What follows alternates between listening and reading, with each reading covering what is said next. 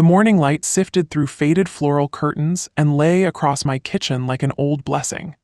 I cracked eggs, slipped bread into the toaster, and let the coffee lift its steam into the quiet.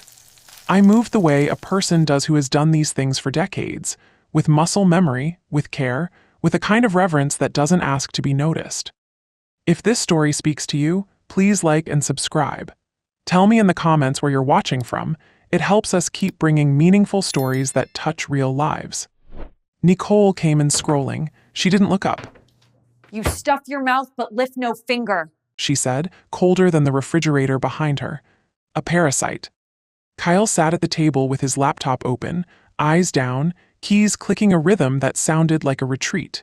He looked up, then back down, the way a grown son does when he hopes silence will turn a conflict into fog. A small tug at my dress. Emerson. She pressed her cheek to me and wrapped her arms around my waist, a child's answer to contempt. I put a plate in front of Kyle out of habit. He murmured, "Thanks," as if manners alone could keep a family together. At the sink, my old ceramic mug caught the light along a hairline crack. My late husband bought it on a birthday long ago. "The best gifts last," he had said. I ran my thumb along that crack and thought, some things do last, but not because they never break. They last because, when they do, someone chooses to mend them. I did not reply to Nicole. I rinsed the mug, set it down, and went to the living room. On the coffee table, a manila folder softened with age, labeled in my husband's careful hand, "Deed."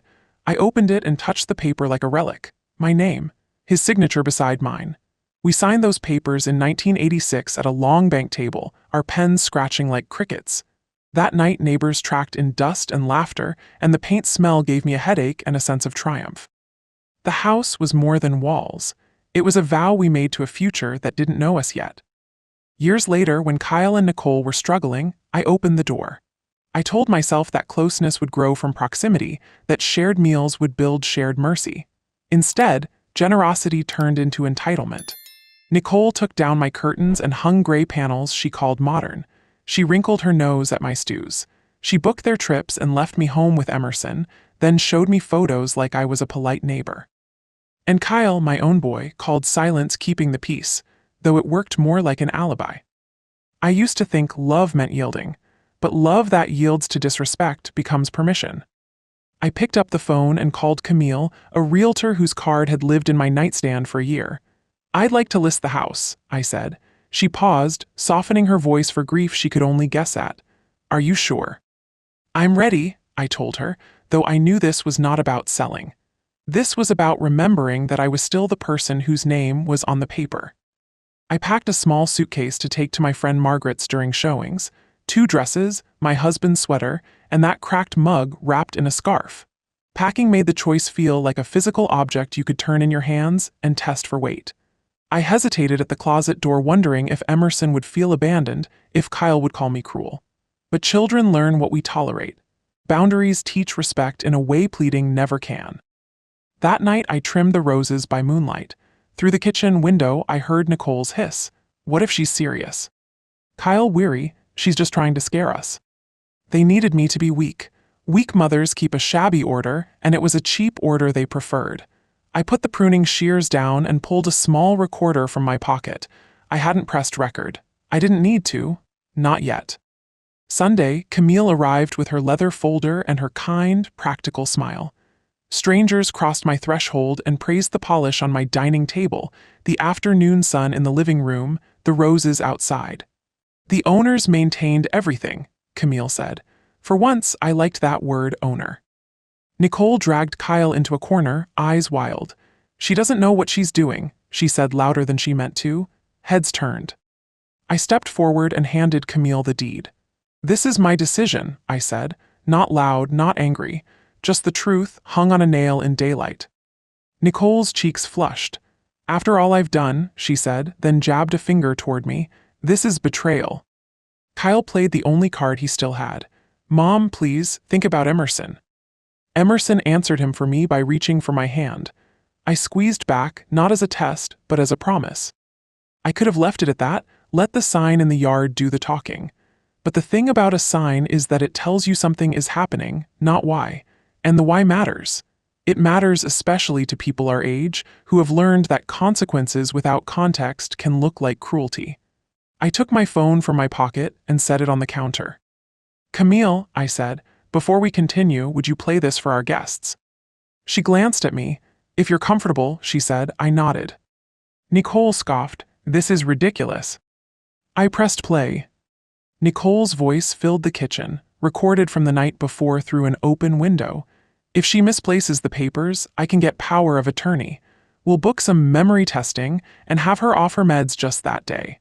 Groggy is half the test failed." Kyle's low chuckle, "Not hard to arrange." Silence, the kind you feel in your chest. Nicole rallied, "You can't record people like that, it's illegal." "Actually," I said, "I spoke to an elder law attorney months ago. In our state, I may record a conversation I'm part of, and I was for much of it. The rest came through the window while I was cutting roses. The police have the files, and so does my lawyer. The report number is on this card." I handed it to Camille. I laid down a second folder, an irrevocable trust and a transfer on death deed created 3 years earlier. "In plain English," I said, "this house remains mine while I'm alive. Upon my death, it transfers directly to Emerson. The trust forbids anyone who tries to medically manipulate, coerce, or defraud me from living here or receiving any benefit. Boundaries in writing." Buyers looked at me differently after that, not as a villain or a victim, but as a woman who had put her dignity into policy. Nicole's mouth opened and closed like a fish losing water. Kyle stared at the papers as if literacy were a new burden. Emerson stood closer, steady as a small oak. The open house continued, not on gossip, but on terms. Camille quietly explained a leaseback option to those who loved the home. I could remain as long as I wished, we could structure a sale later if I chose, and all changes would be on my consent. Options are a strange kind of mercy. They let you breathe while you decide what you want to want. That evening at Margaret's, the phone rang again. 4 offers, Camille said, 3 above asking, 2 with leaseback, all respectful of your conditions. "Thank you," I said. "I'm not in a rush. I didn't do this to leave. I did this to return to myself." A soft knock. Kyle. He looked smaller, like the day he left for first grade and forgot which hallway his class was in. "I should have defended you," he said. I let her voice become mine. I could have flung words. They would have been true, and they would have been wasted. "If you want me in your life," I said, "it has to be on respect, not convenience. Choose your home with your behavior, not your address." He nodded. There is a nod some men make when they finally learn the difference between apology and agreement. He made that one. In the days that followed, I did something I should have done long ago. I put rules on paper for my own house. With my attorney and Camille's practical sense, we drafted a simple code: no verbal abuse, no financial coercion, no medical interference. 1 violation triggers notice and 30 days to vacate. Not because I'm heartless, but because my heart is no longer a doormat. Nicole called it drama, then humiliation, then impossible. But when an anonymous envelope arrived with printed screenshots of her messages, "Once I control her meds, deed will be simple," followed by a number I recognized from the clinic receptionist, she went quiet. I added the pages to the police report. The next day, she packed a suitcase. "I'm staying with my sister for a while," she said without looking at me. The house made a sound I can only describe as relief. Kyle stayed. He read to Emerson at bedtime. He asked me for the grocery list and bought every item without swapping brands for cheaper versions. He complimented my stew the way you admire a cathedral, head tilted, voice low.